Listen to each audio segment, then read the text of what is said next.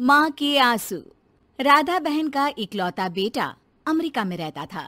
एक दिन राधा बहन का किराएदार कहता है, अरे माँ जी अकेली बैठी रहती हैं, बेटे के पास क्यों नहीं चली जाती? अरे कैसे चली जाऊं, नई नई शादी हुई है, अभी तो थोड़ा बहू के साथ समय बिताएगा, तभी तो दोनों के बीच समझ बढ़ेगी ना।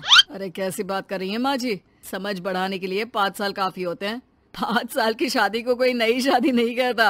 हाँ वो तो है, आया था पिछले साल उसका फोन, पूछ रहा था कैसी हो, पर अब तो काफी साल हो गए, कोई फोन भी नहीं आता। तभी फोन की बेल बजती है। लो 100 साल की उम्र है, आ गया मेरे मयंक का फोन। अच्छा कैसे पता कि ये फोन उसी का है? अरे कैसे पता नहीं चलेगा, माँ हूँ मैं। अरे रहने दो माँ जी, 1 साल से जिसका फोन नहीं आएगा वो अब क्या करेगा? होता भी वही है, फोन पर मयंक है। कैसी हो माँ? अरे बेटा तेरी आवाज सुन ली, अब तो मौत भी क्यों ना आ जाए, बहुत याद आती है बेटा। माँ मैं वो ऑफिस में था। अच्छा माँ, वो रीना बोल रही थी कि तुम अकेली रहती हो इंडिया में, वो ठीक नहीं है। अब बुजुर्ग भी तो हो रही हो, अकेले पकाना खिलाना, वो चाह रही है कि अब तुम यहीं आ जाओ, हम लोग साथ रहते हैं ना। राधा बहन की आंख से पानी गिरने लगता है, वो कुछ नहीं बोल पाती। माँ हेलो, सुन रही हो ना माँ? हाँ बेटा तेरे साथ रहूंगी, सुबह शाम तुझे देखूंगी, और क्या जीवन में है तेरे पापा के जाने के बाद।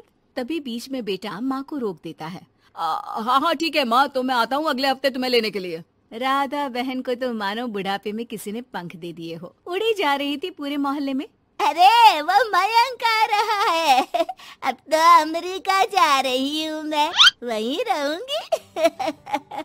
अच्छा है मौसी, आपका जीवन देखकर तो मुझे भी रोना आ जाता था। कोई बात नहीं मौसी, देर से ही सही, सब अच्छा होने वाला है अब। राधा बहन दौड़ दौड़ कर सामान ला रही थी। अरे इतना सामान तो 2 साल में भी कभी नहीं खरीदा जो 2 दिन में लिए जा रही हो मौसी। अरे बेटा आ रहा है ना अमेरिका से। अच्छा अच्छा, तो पकवान बनाने की तैयारी चल रही है? हाँ बिल्कुल, उसको बेसन के लड्डू बहुत पसंद है। रात भर भूनना तलना ये सब प्रोग्राम चलता रहता है राधा बहन के घर में। और फिर वो दिन भी आ जाता है जब बेटा घर आता है। कौन?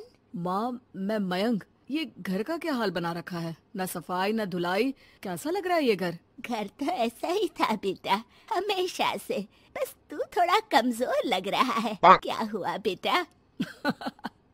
ये कमजोर नहीं फिट होता है माँ। वैसे और बता क्या हाल है तेरे? बेटे के मुंह से हाल पूछने का अंदाज भले ही फॉर्मेलिटी वाला हो, लेकिन राधा बहन की आंख फिर भर आती है। अरे यार, ये तुम्हारी हर बात पर रोने की आदत न जाने कब जाकर खत्म होगी। सही कहती है रीना तुम्हारे लिए। रीना बहू क्या कहती है मेरे लिए? यही के बस यही एक आदत है तुम्हारी माँ की, इमोशनल ब्लैकमेल। अरे यार अब इसमें रोने की क्या बात है? ना ना कुछ नहीं, बहुत दिन बाद तो घर आया ना तो क्या रोएगी? हाँ क्यों? अच्छा ये ले, तेरे लिए रात भर बैठकर ये बेसन के लड्डू बनाए हैं, और ये अचार तुझे बहुत पसंद है ना? पसंद है नहीं माँ, पसंद थे। अब तो फिटनेस के लिए ये सारी फालतू चीजें मैं खाता भी नहीं हूँ। ये फालतू चीजें खाकर ही तो तू बड़ा हुआ है बेटा। अब रहने दे माँ, क्या क्या खिलाकर बड़ा क्या है, मुंह मत खुलवा। कौन देशी घी में शक्कर डालकर पराठे के साथ खाता है? वो तो तुझे पसंद थे ना बेटा, तभी तो बनाती थी, नहीं बनाती थी तो रोता था तू। अरे तो रोने देती ना माँ, अब सारी समस्या उसी खाने से है शरीर में। वो तो भला हो रीना का, जो हेल्दी डाइट देकर सब मेंटेन कर रही है। राधा बहन बेटे की आने की खुशी में इतनी दीवानी थी कि उसे बेटे के बात का अंदाज और लहजा समझ में नहीं आ रहा था। अच्छा रुक, पालक वाली दाल बना देती हूँ। रहने दे माँ, मैं होटल से ऑर्डर कर देता हूँ। इतने साल बाद होटल का खाना, माँ के खाने की याद नहीं आती थी? अरे माँ फिर इमोशनल डायलॉग, प्लीज माँ। अच्छा सुन, बहुत कम वक्त है हम लोगों के पास, जल्दी जल्दी सारी पैकिंग कर ले, और हाँ इस घर को बेचना होगा। कैसी बात कर रहा है, तेरे पापा और मैंने एक एक पाई जोड़कर इस मकान को बनाया था। हाँ पर तू जा रही है ना, फिर कौन मेंटेन करेगा? कैसे क्या होगा माँ, मैं तो अब इंडिया आऊंगा भी नहीं। बेटा तो सो जाता है, लेकिन माँ घर का एक एक कोना घूम घूम कर देखती है। सही बात है, क्यों मोह माया जोड़ रही हूँ मैं इस घर से, आखिर बेटे के साथ रहना ही तो होता है हर माँ बाप को। लेकिन इनकी यादें हर एक कोने में है।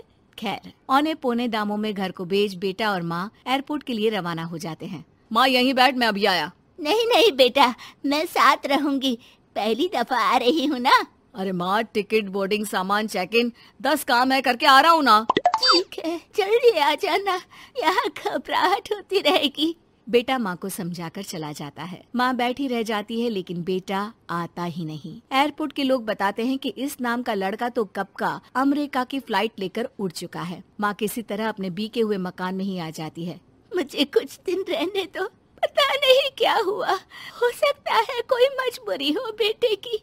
नया मकान मालिक कहता है। अरे माँ जी, कमरा तो मैं आपको दे दूँ, पर भाड़े का क्या? पति की पेंशन भी है भैया। ठीक है, आप आराम से रहिए, लेकिन एक बात बताइए, आप किसी रिश्तेदार के घर क्यों नहीं चली जाती? अरे कैसी बात कर रहे हैं आप, मेरा बेटा कभी भी आ सकता है। अगर मैं उसे यहाँ नहीं मिली तो